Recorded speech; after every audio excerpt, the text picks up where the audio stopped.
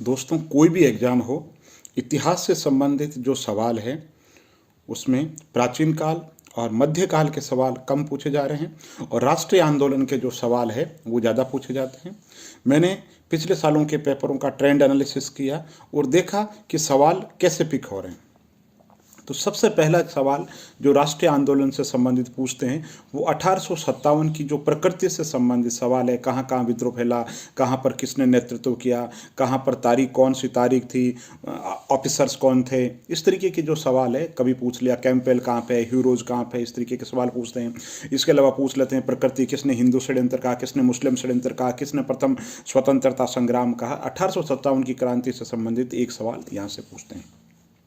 दूसरा सवाल पूछते हैं कि भारत में जो संवैधानिक विकास हुआ 1773 के रेगुलेटिंग इंडिया एक्ट से लेकर के 1858 तक कंपनी का एक्ट की बात हो, या 1858 के एक्ट के बाद के अंदर 61 का पोर्टफोलियो सिस्टम हो, या 9 का पार्लियामेंट्री सुधार हो, 1919 का द्वैध शासन हो, 1935 का प्रांतीय स्वायत्ता एक्ट हो, तो इनसे संबंधित सवाल पूछे जाते हैं। तीसरा सवाल फिर आ जाता है कांग्रेस की स्थापना से पूर्व जो संस्थाएं स्थापित हुई उनसे संबंधित कभी यदा कदा एक सवाल पूछ लिया जाता है। उसके बाद में कांग्रेस की जब स्थापना होती है, कांग्रेस से संबंधित सवाल पूछे जाते हैं कि कांग्रेस के कोई अध्यक्ष, गांधी जी किसमें अध्यक्ष थे, बाप बेटा क्रमिक रूप से अध्यक्ष कब थे, महिला अध्यक्ष कब थी, विदेशी महिला अध्यक्ष कौन थी, इसके अलावा कौन सबसे ज़्यादा अध्यक्ष रहा, मुस्लिम अध्यक्ष कौन, ईसाई अध्यक्ष कौन, इस तरीके से कांग्रेस से संबंधित सवाल पूछे जाते हैं। और इसके साथ ही कांग्रेस अब 2 खेमों में बंट गई, नरम दल और गरम दल। तो नरम दल के जो महत्वपूर्ण व्यक्तित्व उनके बारे में पूछा जाता है, गरम दल के जो महत्वपूर्ण व्यक्तित्व है उनका कर्तृत्व और जो योगदान है उससे संबंधित लाल बाल पाल की बात हो गई, या दादा भाई नौरोजी, सुरेंद्रनाथ बनर्जी, इनसे संबंधित जो सवाल है वो पूछे जाते हैं।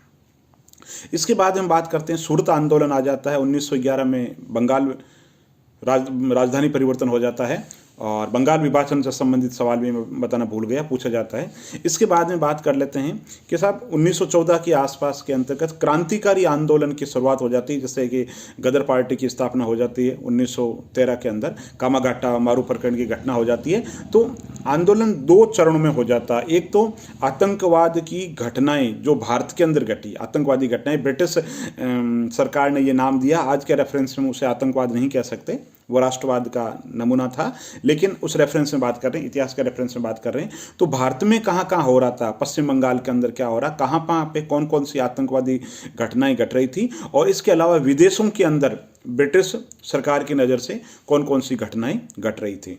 लाला हरदयाल क्या कर रहे थे, सोहन सिंह भाकना क्या कर रहे थे, अजीत सिंह जी क्या कर रहे थे।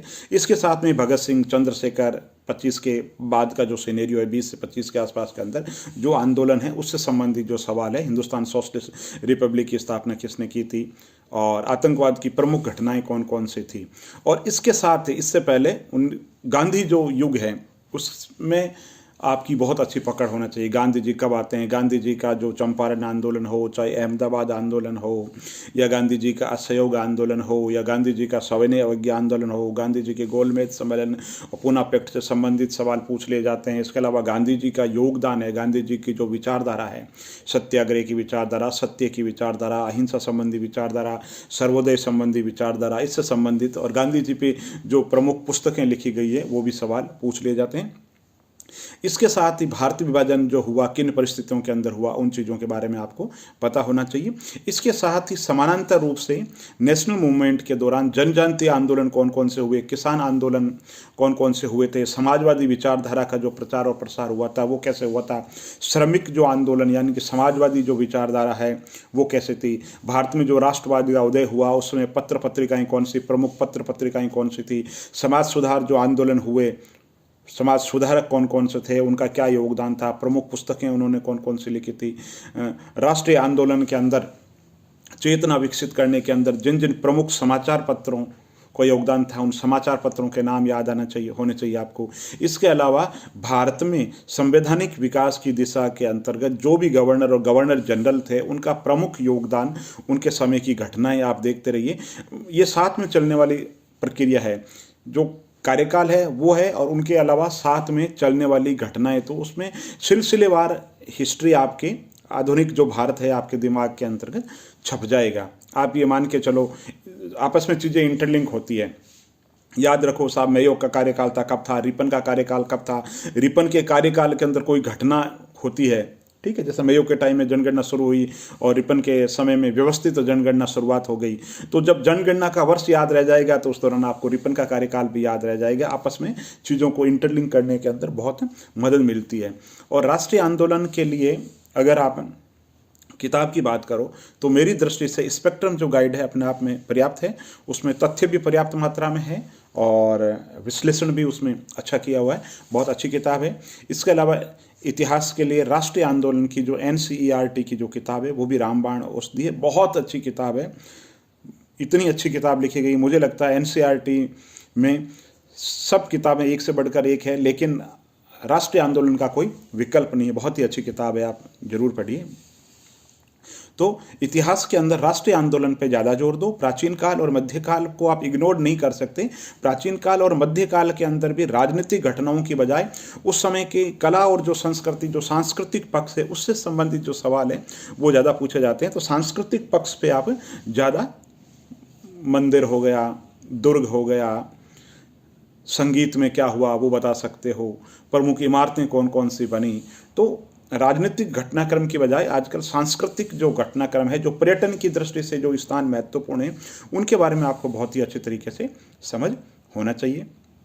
तो दोस्तों, थोड़े समय में बताना बहुत ही मुश्किल है, तो इतना ही कहूँगा, पढ़ते रहिए अच्छे तरीके से, टेंशन लेने की बिल्कुल ज़रूरत नहीं है। निष्काम कर्म योगी की तरह, एक ही लाइन, निष्काम कर्म योगी की तरह आप तो अपना 100% देते रहो, बिना किसी टेंशन के, बिना दुनिया की परवाह किए अपनी पढ़ाई करते रहो। और आप चिंता मत करो, ईश्वर बैठा है तो हिसाब न किया कर। चैनल को लाइक कीजिए, सब्सक्राइब कीजिए और बहुत बहुत धन्यवाद। और प्रतिक्रिया देकर के मुझे ज़रूर बताइए किस टॉपिक पे आप वीडियो सुनना चाहते हैं, किस एग्ज़ाम के रिगार्डिंग आपको वीडियो की ज़रूरत है। धन्यवाद।